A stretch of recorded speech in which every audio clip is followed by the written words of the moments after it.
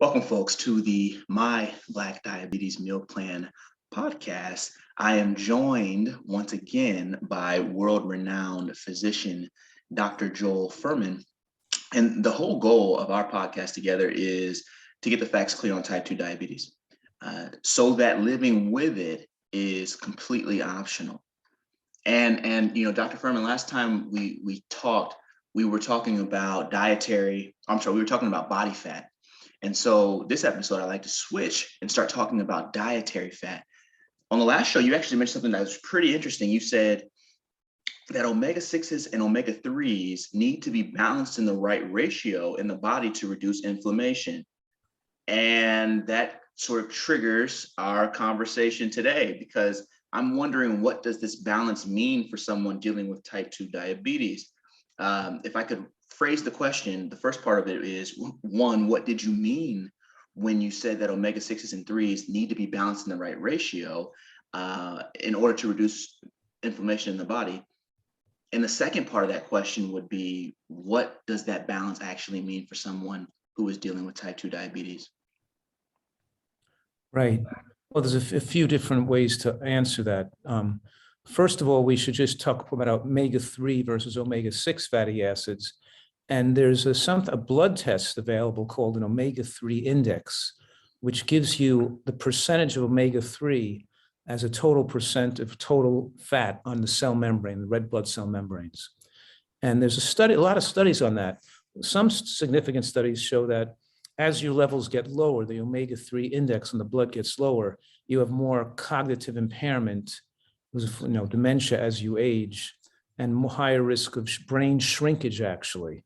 So ideally, we want that omega-3 index to be above 5%. That means 5% of omega-3 fatty acids, EPA and DHA, as a percent of total fatty acids on your cell membranes.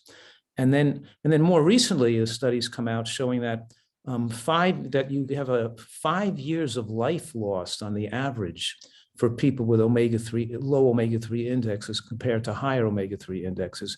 And they compared it in the study to the same negative effects as smoking cigarettes. That smoking cigarettes takes about 5 years of life, so having an extreme omega-3 index being low also takes off almost the same amount of lifespan. So the researchers said it's quite a serious thing. And so there's more and more evidence showing that low omega-3 index is detrimental in different ways. Certainly, it's more pro-inflammatory and most likely makes diabetes, the inflammatory diseases in the heart disease, risk of heart disease and cancer that's increased in diabetes, and dementia and depression that's increased in diabetics would make those comorbidities even more likely if you have a low omega-3 index as well.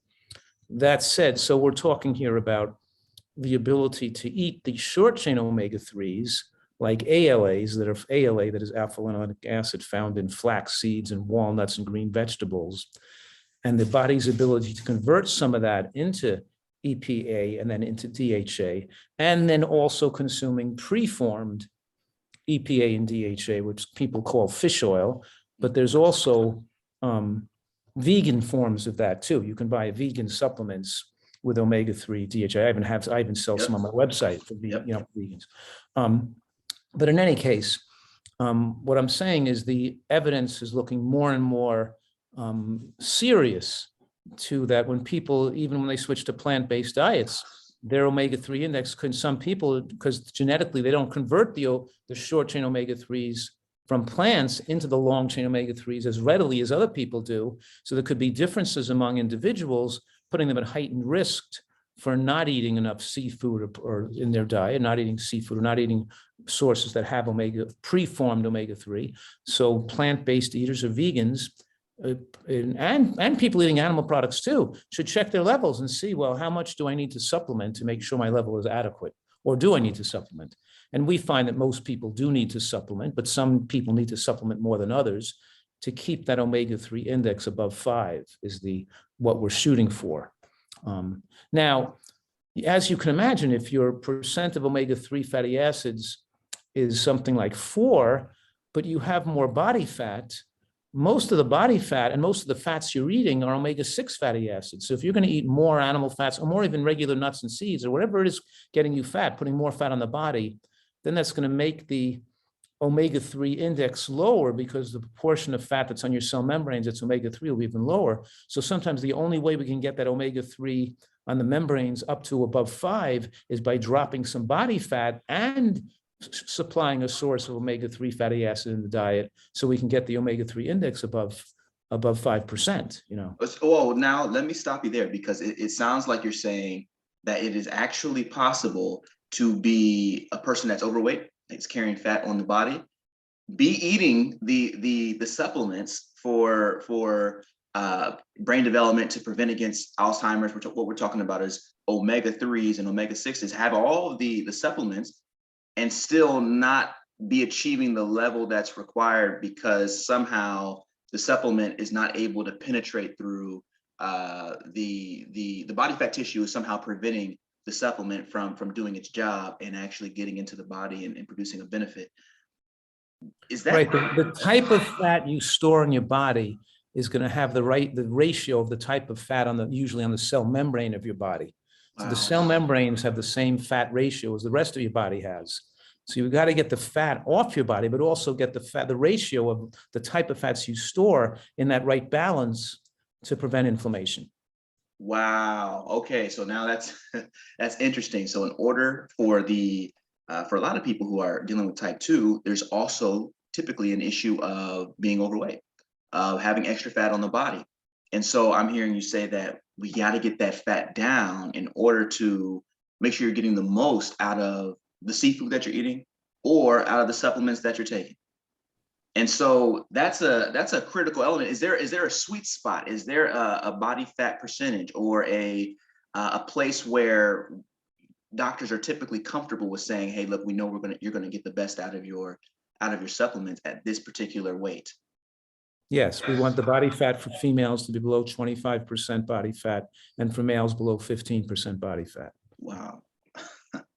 Wow, incredible. So one of the things that we definitely wanted to talk about is, we're staying on our dietary fat trend, is we've talked a lot about dietary fat from nuts and seeds on the last episode. We were starting to flip into that conversation.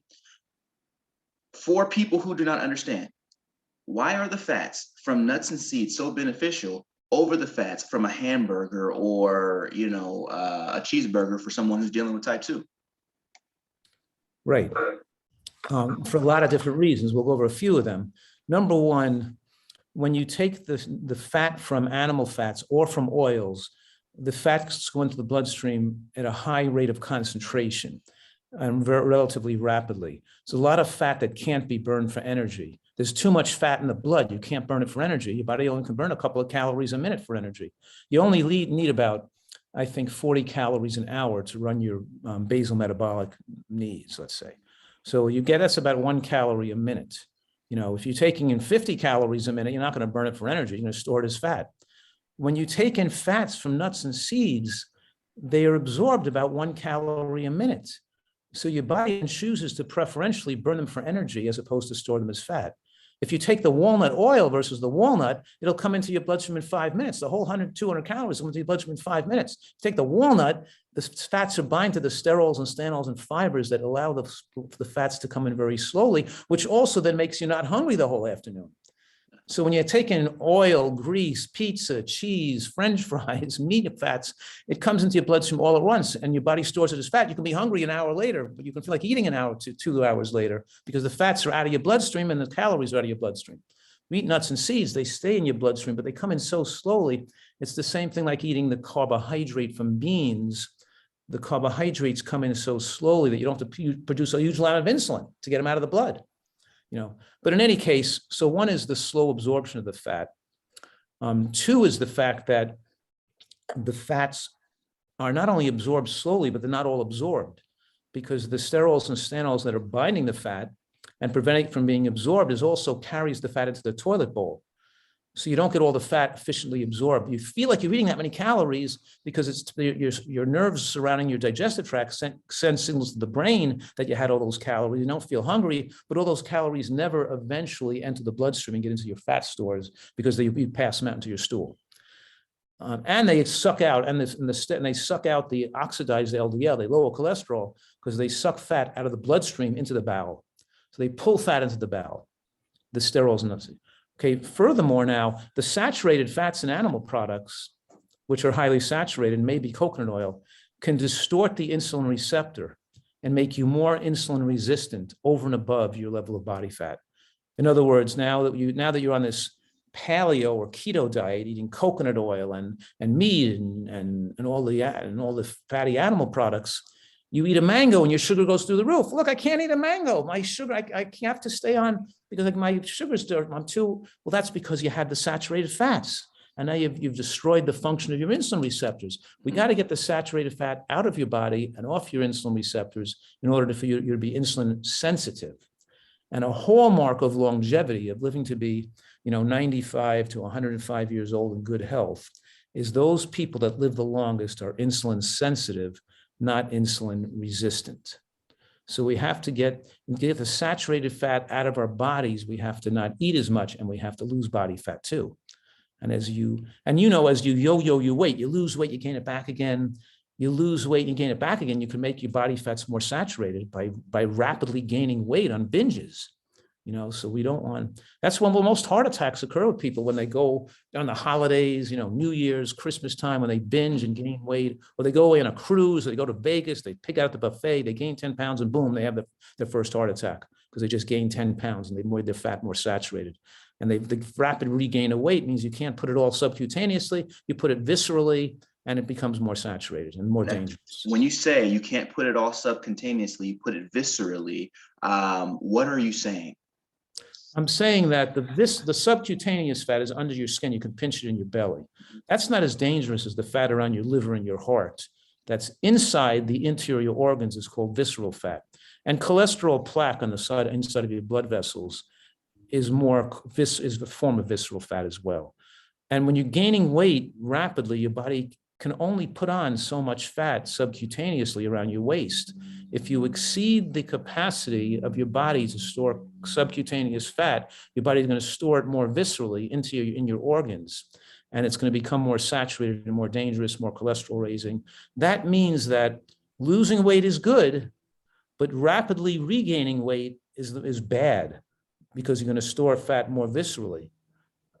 Because your body can't put on the fat subcutaneously that fast, so it has to just take it into your bloodstream and store it. It's going to store it inside in your organs, and not outside your body, which is essentially outside of your abdominal wall, which is not as dangerous as storing it interior to the abdominal wall. Wow. Okay. So a lot of people have the willpower to drop the weight once, but typically it comes back very, very quickly because the habits change a bit, right? People tend to start getting off track. So what I'm hearing you say is that when you yo-yo your weight, you're actually, but when you put the weight back on the next time, it's not just going to be the kind of fat you can pinch. It's going to be the kind of fat that clogs your arteries. Yes, depending on how rapid the weight is regained. The more rapid the weight is regained, the more significant the fat can be visceral and saturated. And that's why more heart attacks occur when people binge and go on after the holidays, come back from cruises, come back from vacations, then they have the heart attack. I'm saying something pretty interesting here too. Let's say you're 50 pounds overweight and you drop 30 pounds. You're in better health. You gain back 15 pounds. You're still 15 pounds down from where you were originally, but you're still at a higher risk of having a heart attack now because the rate at which you gain back those 15 pounds puts you at higher risk of a heart attack had you retained the 50 pounds of overweightness because you rapidly regain some weight. So we're trying to get people to lose weight and not gain it back, and to lose weight and keep losing till they get to their ideal weight and then maintain their ideal weight. In other words, the changes people are making for their better health have to be changes they make for the rest of their life. You can't change your diet temporarily, improve it, and try to crash diet and go back to eating bad and crash diet. This is talking about teaching people how to live healthfully and maintain the benefits, means the changes they make, they have to retain forever. Right. As we talk about dietary fat, as we talk about, the ways that these simple foods can have profound long-term effects on our bodies, I was listening to a technologist talk about Elon Musk. I'm gonna see if I can pull this up. Let me see if we can get through a few. So what this guy is talking about, and I can put this link up. It's so fascinating. The guy is really an interesting, intriguing type of person. But what he's saying here is that the wealthiest people in the world right now, Elon Musk, Jeff Bezos, these folks want to go and explore Mars. And he sees that as a mistake because obviously one of the ways that we could enhance human life on Earth is to get people to into a better health situation. And I love this. I think it's one of the most fascinating ideas. Basically, he's saying that to spend billions and billions of dollars putting people on Mars when we haven't figured out cancer and heart disease, which are the two major killers of human beings right now, Right. that is a mistake. And so he goes on to say that if we can reverse the decay in the body's system, we can live longer and achieve better health. And that the way to do that is with synthetic biology. And so this guy is a futurist. He's a technologist. He works in the cryptocurrency space. And he's overweight. What's that? And he's overweight. Correct. Which is one of the reasons that he was saying synthetic biology, because he doesn't want to have to diet and exercise. But I show you that just to say, it seems to me that the right meal plan itself is already the most sophisticated biotechnology on the planet in terms of longevity for the human being and disease reversal. What am I missing? Do we need all of the synthetic do we need synthetic hearts? Do we need synthetic brain? Do we need all of these different People things? People are so addicted that they can't even think straight. They're so addicted to food that they can't even think straight. It's crazy. You'll die of COVID rather than change your diet, right? You go to a hospital and have tubes stuck in your body and be intubated in an ICU so you can eat your hamburgers. It's like we're insane. We'll fly to the Mars to put population on Mars because we're going to destroy our own planet. We'll destroy our own planet to make it all polluted, eat all the junk, and so it can't, and then, destroy our climate, destroy all the animal, make the animals go extinct, and have humans become extinct because the planet is too dirty and destroyed by humans to support human life. And then we're going to try to get another planet. This is crazy. Let's take care of our bodies and take care of our planet.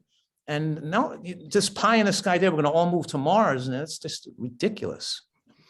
But yeah, well, but it also seems that, and you probably have a lot lost their mind. They lost their minds.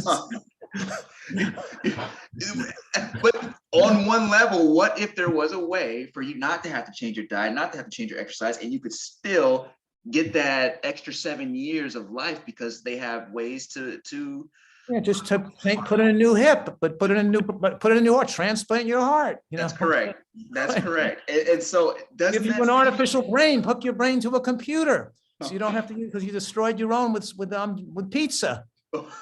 This way you can keep eating pizza and the computer could do the work. Okay, all right. So you're getting at just how odd this seems. Why we don't need all of this extra hyper technology? Let's use the technologies that we have. A simple meal plan. You've been putting people on meal plans for 30 years. And lo and behold, people have been getting off of insulin medication for 30 years. And we'll buy some broccoli florets frozen from the supermarket. Forget going to Mars.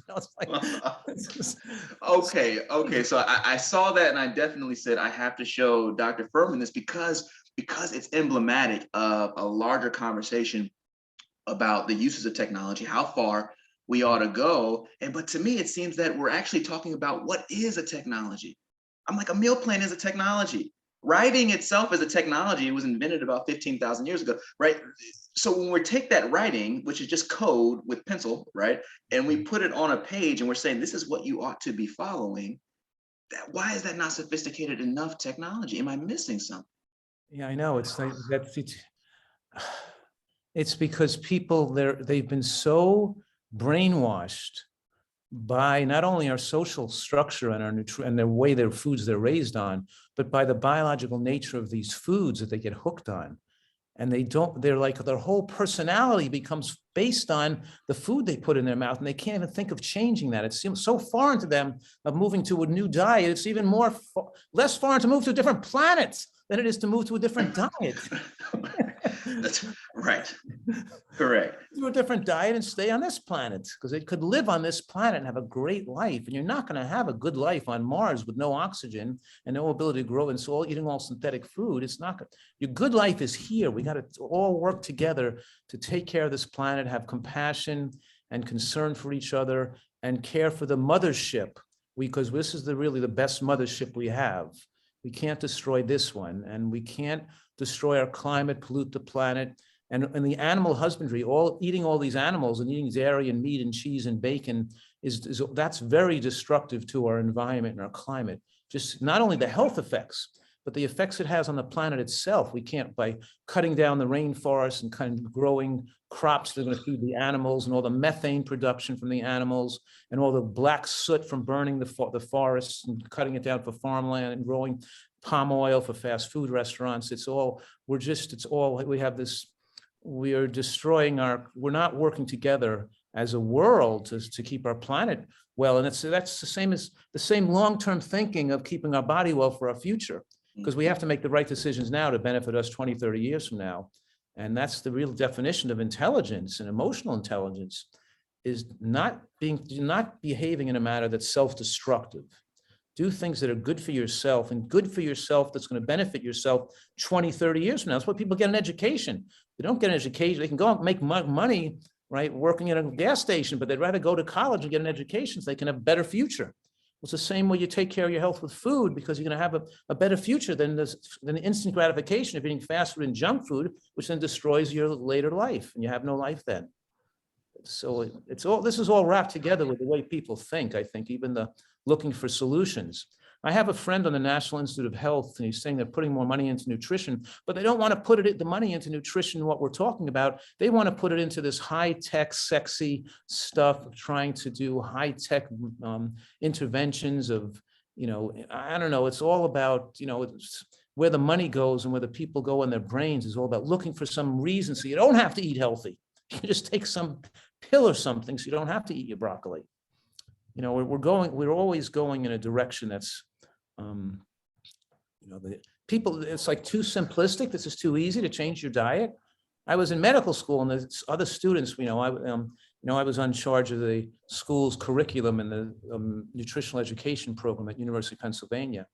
But so many people were still interested in high-tech surgical techniques and new inventions, and it's more sexy and exciting to try to invent something in a laboratory, transplant a cell into the rat's liver so you can replace the damaged beta cells in the pancreas. We can develop this transplantation cells so people can still eat junk food. It's never about just keeping people healthy and recognizing that our body is already such a miraculous, sensational, self-healing piece of equipment that we're not designed to get cancer. We're not designed to get diabetes. We're not designed to have a heart attack. We can live such a long, healthy life as a human. It's amazing how long you can live when we're well nourished with the right foods. And this is the science we have available today that we can take advantage of. It's available right now, and it works. It's been proven in scientific studies, and it makes people have a happy life as they get older, as opposed to their life falling apart in tragedy. That's right. And as we close today, Doc, one of the things that I've always admired from you, one of the things that you always kind of say, especially on this podcast, is you cannot get good health from a bottle or from a synthetic organ. And so regardless of how far the medical technology goes, the reality is that you have the ability to take responsibility for your health today. And so if you're serious about losing weight, about getting off medications, we're including Dr. Fuhrman's T20 program with each subscription to my Black Diabetes Meal Plan. And so Dr. Fuhrman has worked with thousands of patients, and 90% who follow his recommendations can get off insulin within a month. And so we want you to be next. Go to myblackdiabetesmealplan.com and start with the free assessment. And until next time, Doc, I really enjoyed this conversation. I look forward to our next chat. More exciting things to come. Thanks so much. Have fun.